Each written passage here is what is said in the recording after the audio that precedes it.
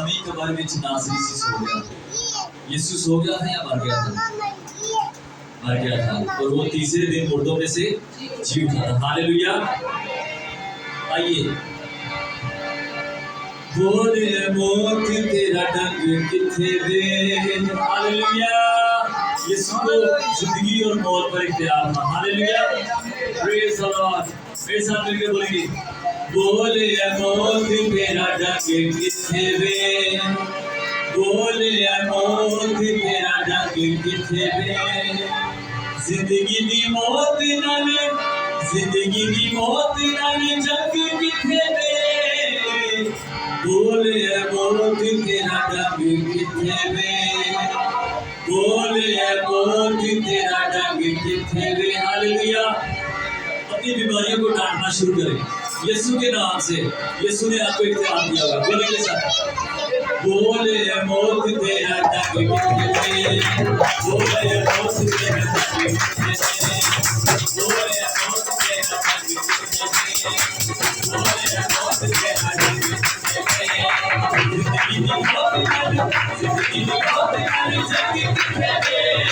बोले मौत तेरा डंग किथे वे। बोले मौत तेरा डंग किथे वे। जिंदगी दी मौत नाले, जिंदगी दी मौत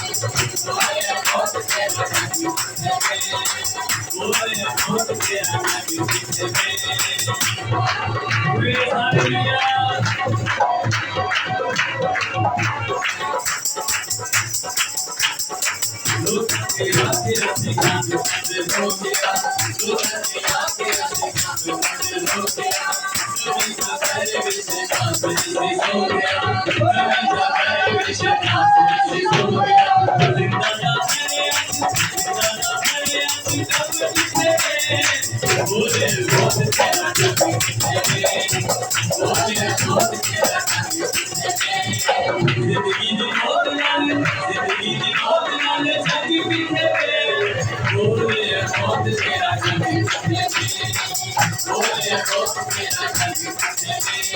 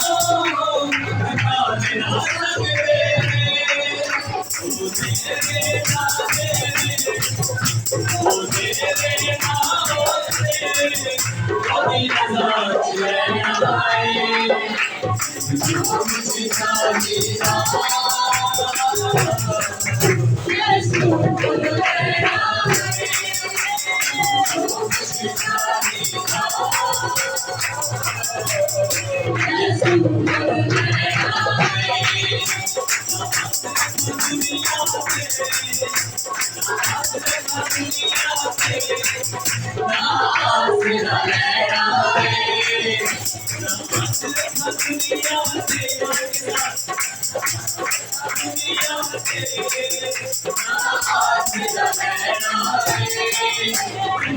कुछ चाहिए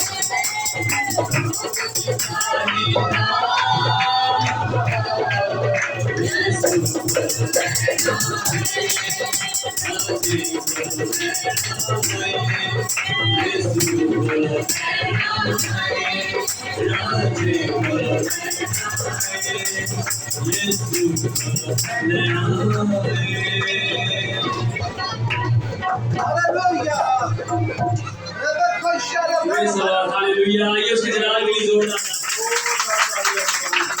हालेलुया उसने आपको जोड़ दिया है hallelujah praise the Lord hallelujah वो सर्वविद्या ने ताकदा महान यीशु ने विद्या ने ताकदा महान यीशु ने साडे पैरां थल्ले रखिया शैतान यीशु ने हालेलुया हाथ उठा के बोलेंगे हालेलुया जितना आप अपने हाथों को इस्तेमाल करेंगे उतना शराब को आग लगेगी हालेलुया फिर से बोलेंगे साडे पैरां थल्ले रखिया शैतान यीशु ने वो साडे पैरां थल्ले रखिया शैतान यीशु ने सानू दित्तियां ने ताकतां महान यीशु ने दित्तियां ने ताकतां महान यीशु ने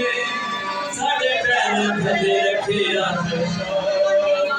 ऊंची आवाज़ में बोले साडे पैरां थल्ले रखिया hallelujah hallelujah hallelujah hallelujah hallelujah hallelujah praise the Lord hallelujah जहाँ भी आपकी बीमारियां उसे आप ध्यान रखिए मेरा ईमान है वो यहाँ पर मौजूद है वो अभी आपको फ्री कर देगा इस बीमारी से हालेलुया ईमान के साथ बोलेंगे वो साडे पैरां थल्ले रखिया शैतान यीशु ने साडे पैरां थल्ले रखिया शैतान यीशु ने सानू दित्तियां ने ताकतां महान यीशु ने दित्तियां ने ताकतां महान यीशु ने साडे पैरां थल्ले रखिया hallelujah hallelujah hallelujah hallelujah hallelujah hallelujah तालियों के साथ आप बोलेंगे हालेलुया हालेलुया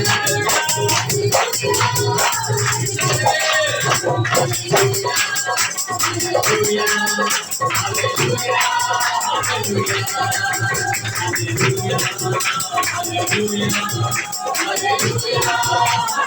हालेलुया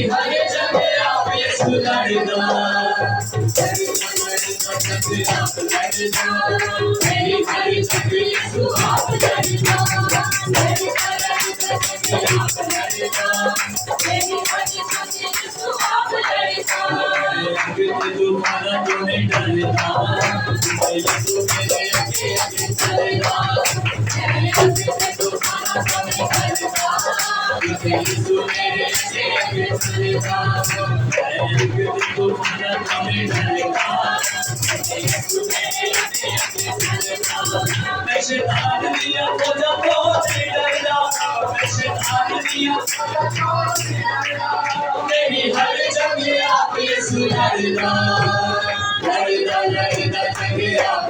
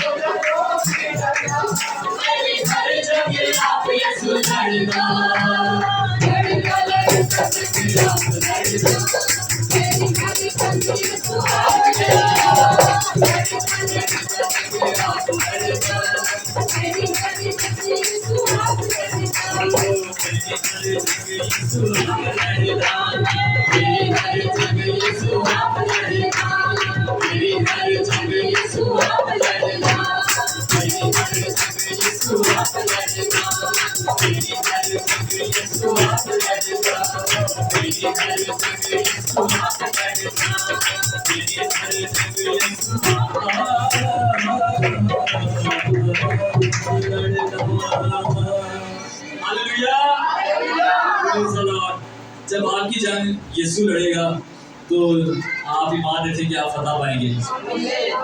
जिन लोगों की लड़ाई जंग सियासी लोग लड़ते हैं वो हार जाते हैं। आइए उसके जलाल के लिए जोरदार ताली। कलाम के लिए पोस्ट करेंगे तो उससे पहले मेरी इवेंजलिस्ट शाजिया से दरख्वास्त है कि वो कलाम खुदा के लिए जो है वो दुआ करें।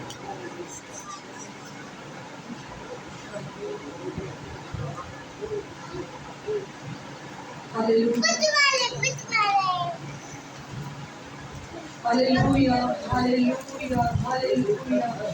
कदूस कदूस आसमान गॉड, बैरोबर के खालिक और मालिक आसमान और ज़मीन के खुदावंद, तू जो था जो है जो आने वाला है, तू जो शायर अज़ीम है, तू जो रब्बुल फाज है, तू जो लश्करों का रब है, तू जो बादशाहों का बादशाह, तू जो आसमान और ज़मीन को खलक करने वाला खुदा है, तू जो नहायत ही अज़ीम खुदा है, तू जो बुज़ुर्ग व बरतर है। हम तेरा शुक्र, तेरी तारीफ, तेरी तमजीद करते हैं राज़ा ताला ओ रब्बी रब्बा बरशा राज़ी खराबा रब्बा।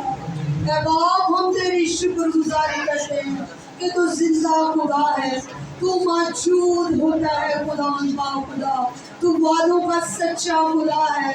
ऐ कदूस मेहरबान खुदा, तेरे कलाम में लिखा है कि जहाँ 2 या 3 मेरे नाम से जमा मैं वहाँ मौजूद होगा। ऐ बाप, तू वादों का सच्चा खुदा है। खुदावंद पाक खुदा तो अपने वादे के मुताबिक मौजूद है। हम तेरी शुक्रगुजारी करते हैं।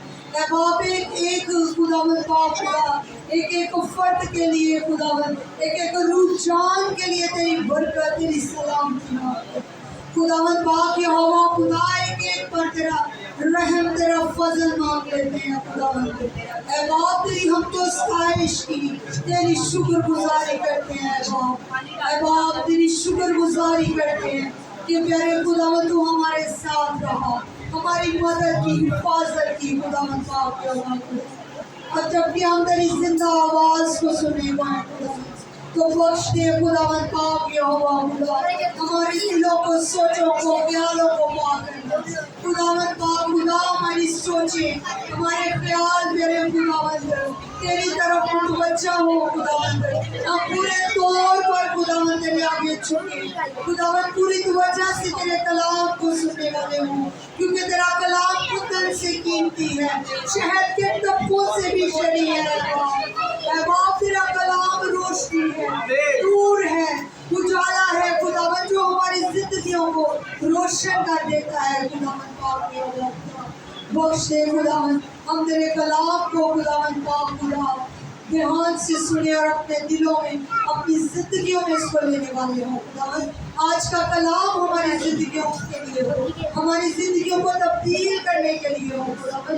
बहुत सी रूहें इस कलाम के वसीला से बचे खुदावन पाक खुदा। तेरे खातिर तेरी खौफ तेरे खुदावन, जो भी तेरा कलाम सुनाए खुदावन पाक खुदा, वो ना बोले बल्कि तेरा पाक रूह में से बोले खुदावन। खुदावन पाक रूह की हिदायत से खुदावन सब कुछ हो तेरे खुदावन हम तक पहुँचाए। बाप तू अपने लोगों की बड़ी मदद और हिफाजत करना, अपने आदम को, महात्मा को, उनके घराने को खुदावन कसरत की बरकत देना खुदावन।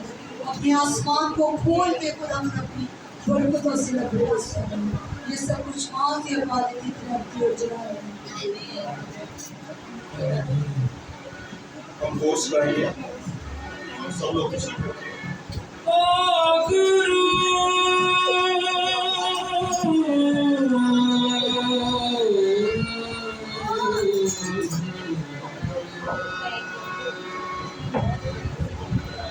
Islam kita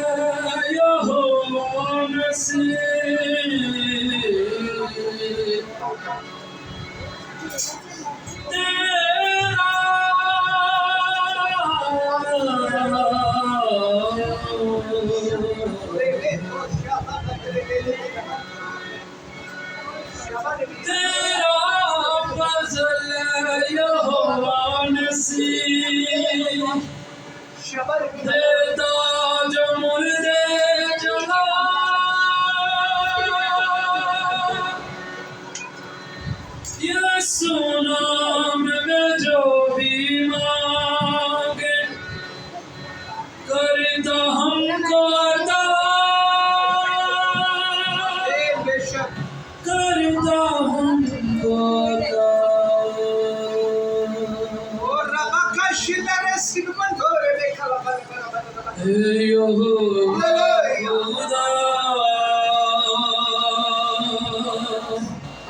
अपनी अज़मत दिखा,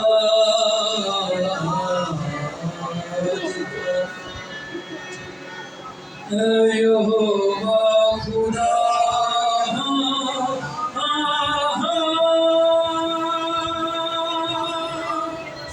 अपनी कुदरत दिखा, अपने कलाम के वसीला से, अपने खानदान के बोलने के वसीला से, यहोवा खुदा अपनी कुदरत दिखा, यहोवा खुदा अपनी कुदरत दिखा, यहोवा खुदा अपनी कुदरत दिखा, यहोवा खुदा अपनी कुदरत दिखा।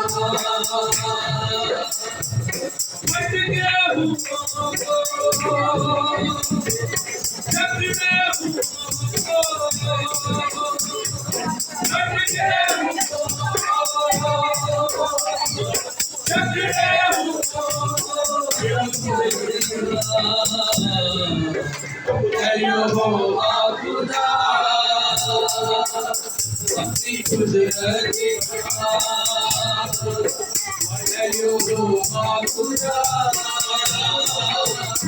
अपनी कुदरत दिखा, आपको दिखाएगा वो कुदरत जो उसने अंबियाओं को दिखाई, वो कुदरत जो उसने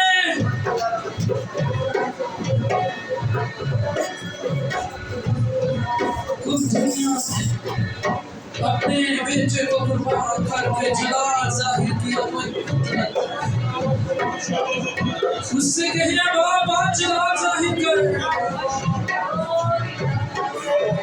तेरा पसंद है यहोवा मसीह, देता जो मुर्दे जला, देता जो मुर्दे जला, तेरा पसंद है यहोवा रफ़ा, देता जो लंगड़े चला, देता जो लंगड़े चला, देता जो लंगड़े चला, है यहोवा खुदा,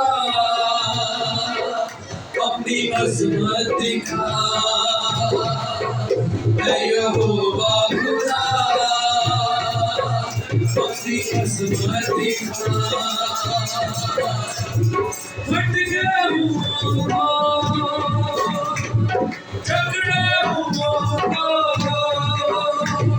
फट गए झगड़े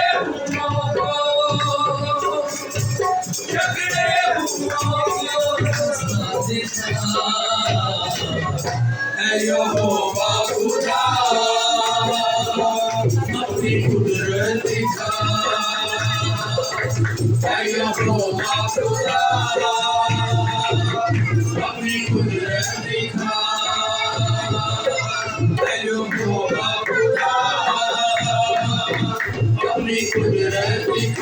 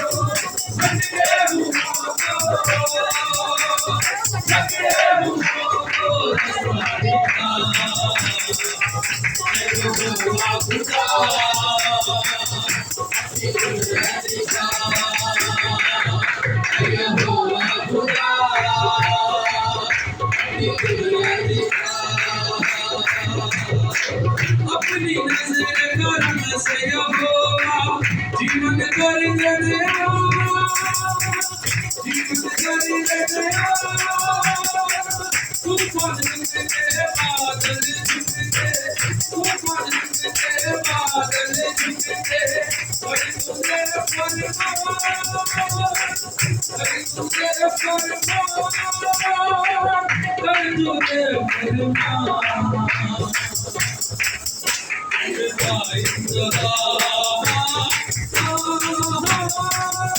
अपनी कुदरत दिखा, अपनी कुदरत दिखा, अपनी कुदरत दिखा, अपनी कुदरत दिखा।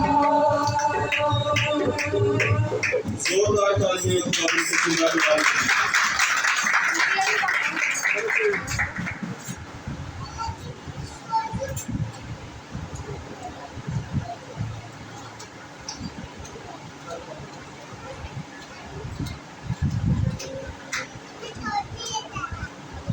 मसीह यीशु के जिंदा बबरकत और जलाली नाम में आप सबों की सलामती हो। अजीजों, आज का कलाम आम जिंदगी में हमारे जैसी शख्सियात के लिए तो है ही है, लेकिन खादमीन के लिए खास मैसेज है। आम इंसान के लिए तो बेशक है ही, लेकिन खादमीन के लिए बहुत सोचने का, समझने का मौका है। खुद ही पॉइंट्स को नोट कर लीजिएगा कि कहाँ किसके लिए क्या मैसेज है, क्योंकि इंसानी सोच है, इंसानी ख्याल है। हम लोग बहुत दफा ऐसा होता कि आम रूटीन में दिन में हजारों बार ऐसा मौका आता कि हम सोचते शायद खुदा हमसे जुदा हो गया, शायद खुदा ने हमें छोड़ दिया। आज हम कलाम की रोज से देखते हैं।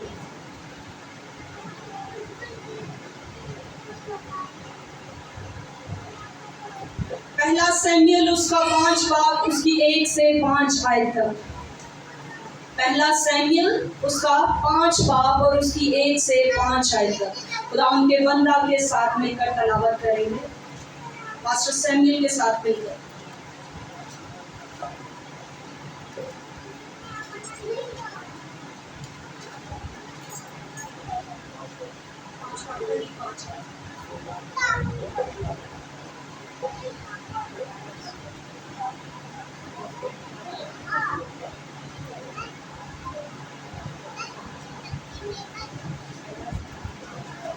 और फिलिस्तियों ने खुदा का संदूक छीन लिया और वो उसे इब्ने अजर से अशदूद को ले गए। और फिलिस्ती खुदा के संदूक को लेकर उसे दजून के घर में लाए और दजून के पास उसे रखा। और अशदूदी सुबह सवेरे को उठे तो देखा कि दजून खुदावंद के संदूक के आगे औंधे मुंह जमीन पर गिरा पड़ा। तब उन्होंने दजून को लेकर उसी की जगह उसे फिर खड़ा कर दिया। फिर वो जो दूसरे दिन की सुबह को सवेरे उठे तो देखा कि दजून खुदावंद के संदूक के आगे औंधे मुंह जमीन पर गिरा पड़ा है और दजून का सर और उसकी हथेलियां दहलीज पर कटी पड़ी है। फकत दजून का दाढ़ ही दाढ़ रह गया था। इसलिए दजून के पुजारी और जितने दजून के घर में आते हैं आज तक अशदूद में दजून की दहलीज पर पांव नहीं रखते। खुदावंद आपको बरकत दे मेरे भाई इस कलाम के वसीला से। यहाँ पर हम देखेंगे क्या हुआ है। पिछले बाब में हम देखेंगे कि अहद का सिंदूक जो है ये कौम बनी इसराइल से छीन लिया जाता है। अब क्या होता है, इससे पहले जब वो जंग के लिए मैदान में है, उधर जंग का माहौल है, तो क्या है, बड़ी खलबली मची हुई। उन्होंने कहा ये वही इनका देवता है जो इन्हें मिस्र से निकाल कर लाया, वही देवता यहाँ पर मौजूद है।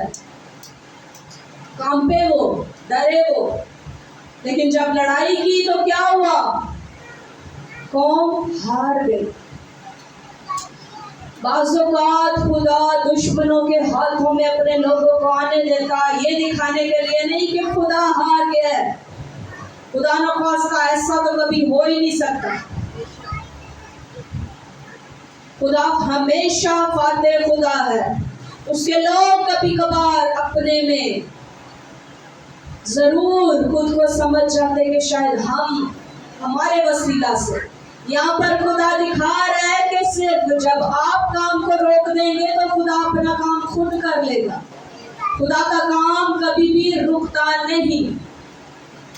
कौम हमेशा हल्के में लेती, खुदा का साथ है और गुनाहों को उसी तरह किए जाती। और जब उनको जंग की जरूरत होती या देखते कहीं दूसरे को नीचा दिखाना तो खुदा की हजूरी को साथ लिए फिर।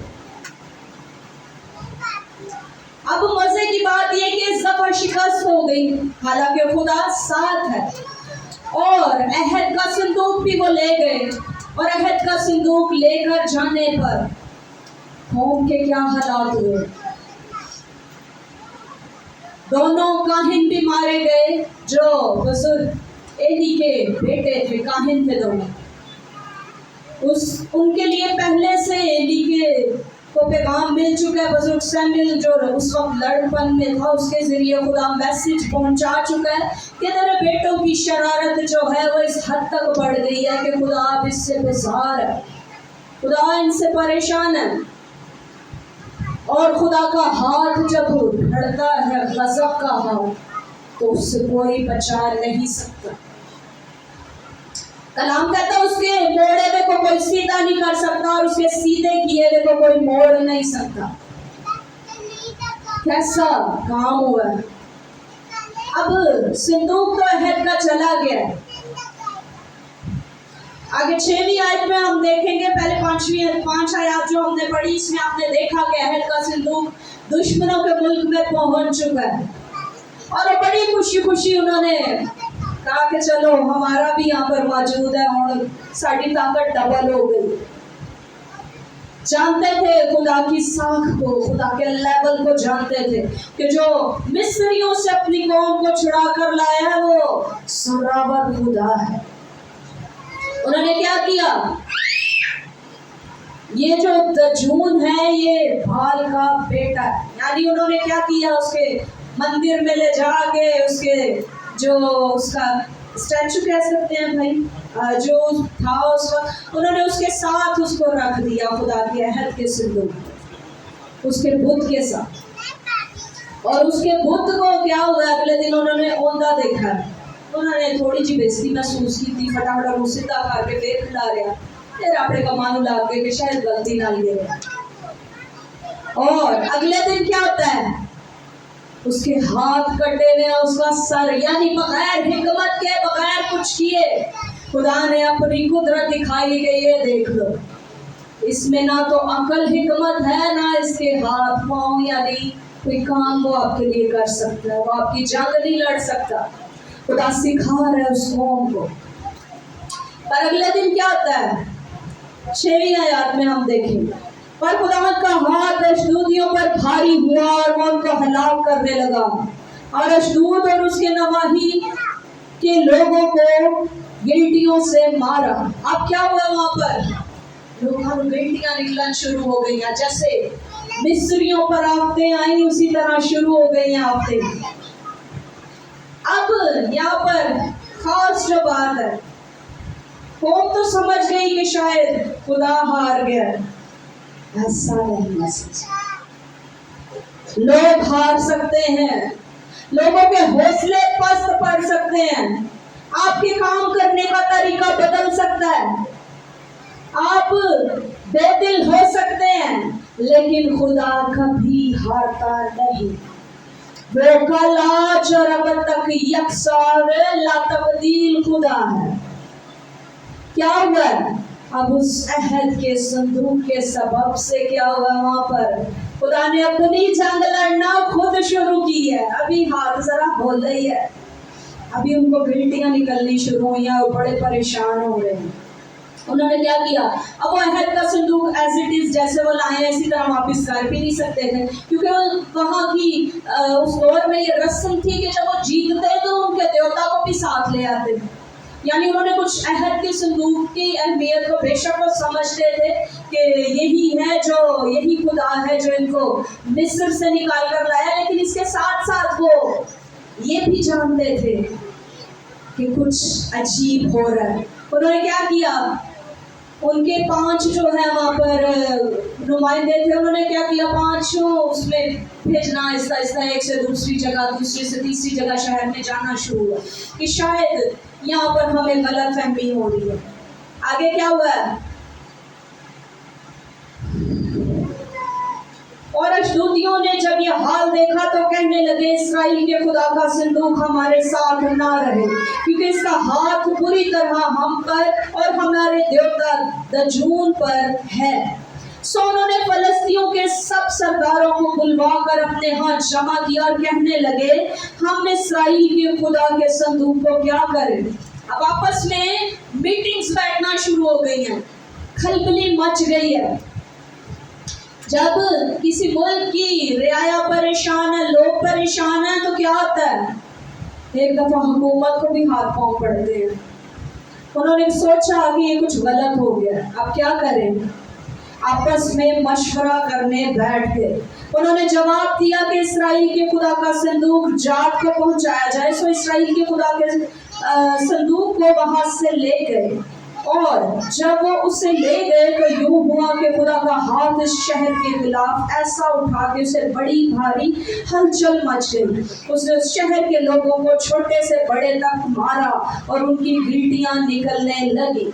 बस उन्होंने खुदा के संदूक अकरून को भेजा।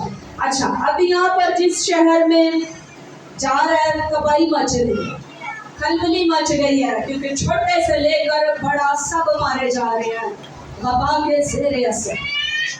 अब क्या हो रहा है, अकरून के लोग जब वहाँ भेजने लगे हैं तो क्या हुआ, उन्होंने खुदा का संदूक अकरून को भेज दिया। और जो ही खुदा का संदूक अकरून में पहुंचा, अकरून चिल्लाने लगे कि वो इस्राएल के खुदा का संदूक हमसे इसलिए लाए हैं कि हम को और हमारे लोगों को मरवा डालें। सो उन्होंने फलस्तीनियों के सरदारों को बुलवाकर जमा किया और कहने लगे कि इस्राएल के खुदा के संदूक को रवाना कर दो कि वो फिर अपनी जगह पर जाए और हमको हमारे लोगों को मार डालने ना पाए, क्योंकि वहाँ सारे शहर में मौत की हलचल मच गई थी और खुदा का हाथ वहाँ नहायत भारी हुआ। और जो लोग मरे नहीं थे वो उल्टियों के मारे पड़े रहे और शहर की फरियाद आसमान तक पहुंची। यानी ऐसा वावेला मच गया, ऐसा कहर वहाँ पर आ चुका है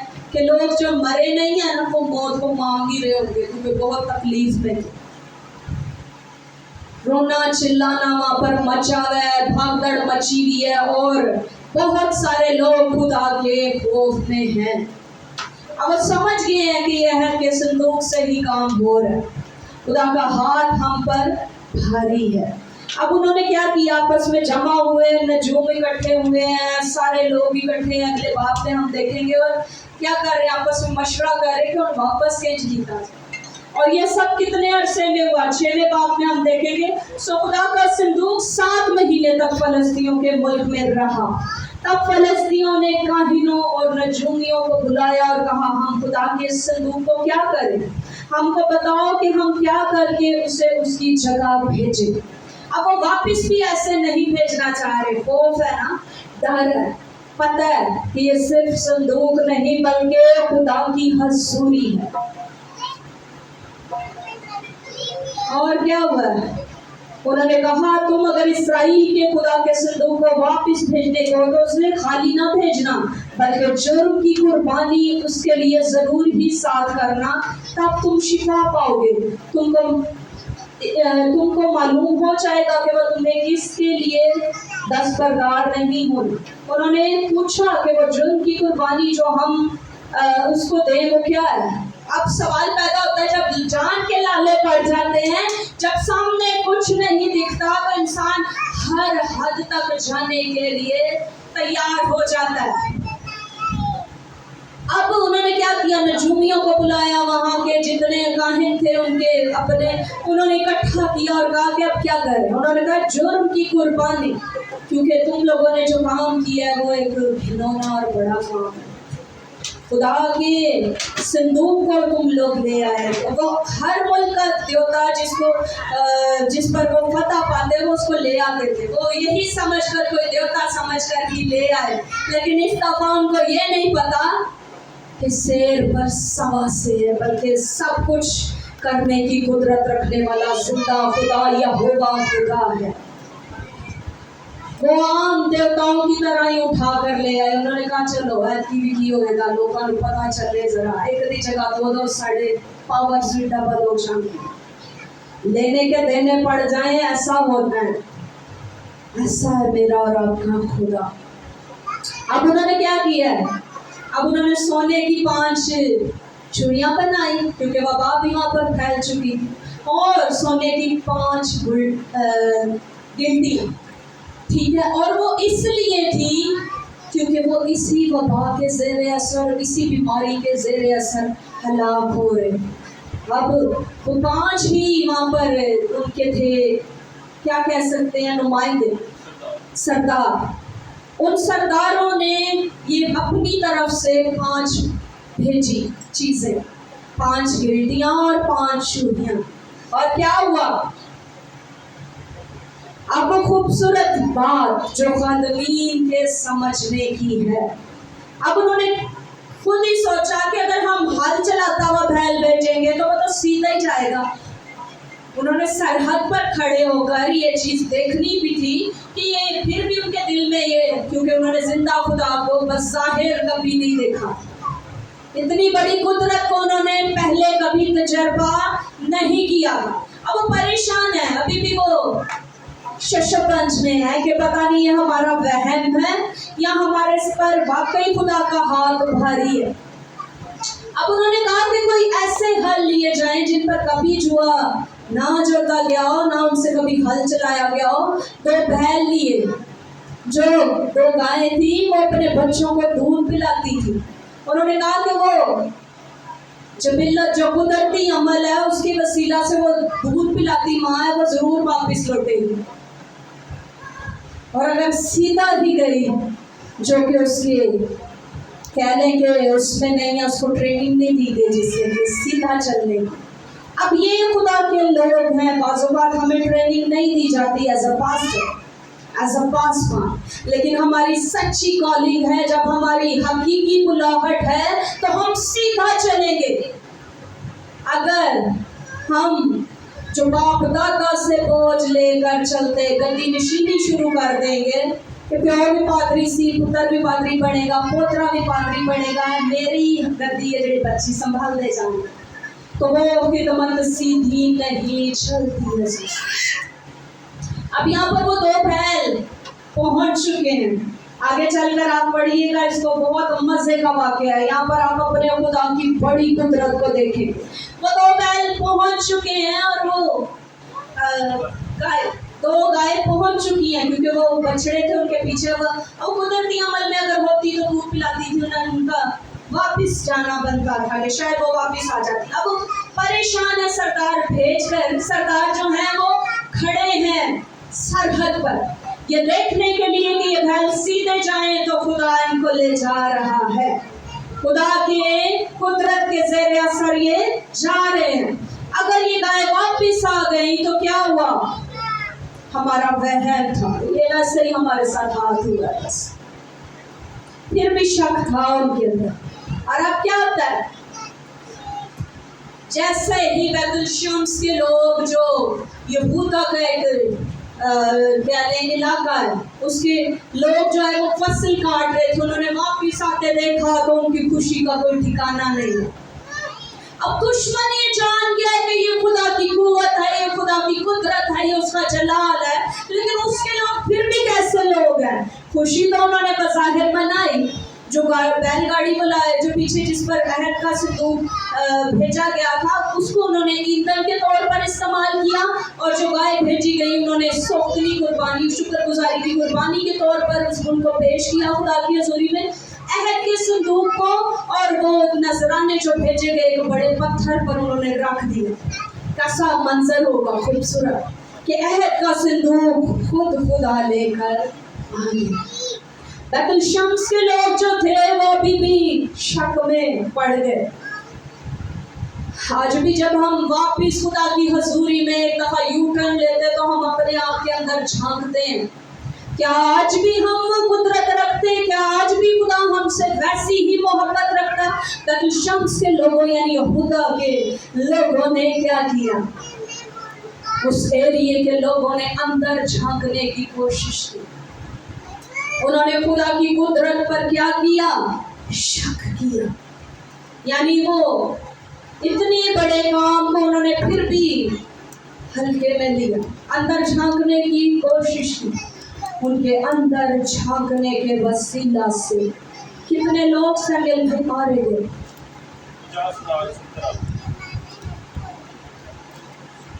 अब यहाँ पर खूबसूरत बात यह है कि जब खुदा आपको वापस ले लेता तो क्या करना है? आपने खुदा के उस पे बड़े कामों पर, उसकी कुदरत पर, उसके जलाल पर कभी शक नहीं करना। अब ये शक जो है वो इनको ले डूबा है, अंदर झांक रहे हैं, वही खुदा है ना, बाकी शहवत पूरियां ने ना। ये बड़ा काम नहीं कि वो गाय लेकर आ रही हैं जिन पर कभी जुआ नहीं जुटा गया, जिन पर कभी हल नहीं चलाया गया, वो सीधा लेकर अपनी जो मिल्लत के जो खिलाफ है, जो कुदरत के कानून के खिलाफ है, वो गाय भी ठीक रह गई है। यहाँ पर हम खुदा के बड़े कामों को कलाम की कुदरत से, कलाम के वसीला से सीखते हैं। अब कदी के मुंह में जुबान का आ जाना बालक और बलाम के दौर में भी आपने देखा। खुदा की कुदरत, खुदा का चला यहोवा जब काम करता तो वो ऐसे करता। इंसान पीछे है, इंसान डर गया, इंसान खुदा को हल्के में ले रहा है तो जानवरों को भी इस्तेमाल करना चाहता है। वहां पर हम देखेंगे गधी के मुंह में जुबान आ गई है। इंसान अपनी से नहीं टल रहा जब, और आपकी सच्ची कॉलिंग है, आप हकीकत में बुलाए गए हैं, आप उसके चुनाव में हैं, तो चीजों निशान को देखते हुए सीधा आप चलते जाएंगे। कभी आप यू टर्न नहीं लेंगे, कभी आप पीछे नहीं मुड़ेंगे। उनके बछड़े भी थे जिनको वो दूध पिलाती थी। सब कुछ छोड़ना खुदा के लिए, पिछलों को छोड़ना, हमारे जो एक अंदर की कह लें कि सेटिस्फेक्शन है कि हम सबसे पहले अपने घराने को, अपने लोगों को देखते, अपने माल दौलत को देखते। खुदा चाहता कि पीछे मुड़कर उसके लोग ना देखें। अब ये जबिल्लत में नहीं है, ऐसा है ही नहीं कि माँ जो है अपने बच्चों को दूध पीते हुए बच्चों को छोड़कर चली जाए। अब सरहद पर जब वो देख रहे हैं तो वो समझ गए हैं कि वापस गई है, तो इसका मतलब खुदा का हाथ है। दुश्मन ये चीज समझ गया, लेकिन इंसान आज भी शक कर कर मौत को दावत देता और हमेशा की जिंदगी से दूर रह जाए। सीखने की चीज है खादमीन के लिए भी। आपकी सच्ची कॉलिंग है तो आप पीछे मुड़कर कभी नहीं देखें।